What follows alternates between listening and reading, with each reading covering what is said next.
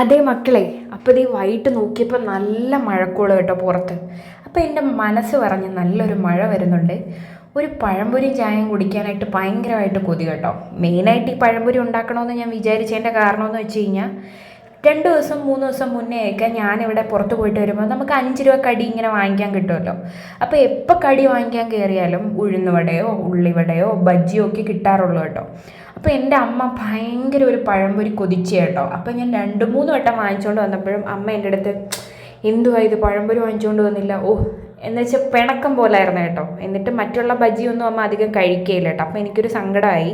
പിന്നെ ഞാൻ വാങ്ങാൻ പോയപ്പോൾ അങ്കിളിനോട് ചോദിച്ചപ്പോൾ പറഞ്ഞു, ഇപ്പോൾ ഏത്തപ്പഴത്തിന് വില കൂടുതലാണ് മോളെ, അതുകൊണ്ട് അങ്ങനെ ഏത്തപ്പഴം ഇപ്പോൾ ഒരു കുറവാണ് കിട്ടുന്നതെന്ന് പറഞ്ഞു. അപ്പോൾ അതും എൻ്റെ മൈൻഡിലുണ്ടായിരുന്നു. പിന്നെ ഈ മഴയും തണുപ്പും കൂടെ ഒക്കെ ആയപ്പം എനിക്ക് ഭയങ്കരമായിട്ട് അങ്ങ് കൊതി വന്നു. അങ്ങനെ നേരെ വണ്ടി എടുത്തു പോയി ഏത്തപ്പഴം വാങ്ങിച്ചു, പഴംപൊരി ഉണ്ടാക്കി, അമ്മയ്ക്കും കൊടുത്തു, മഴയും കണ്ടു, പഴംപൊരിയും കഴിച്ചു.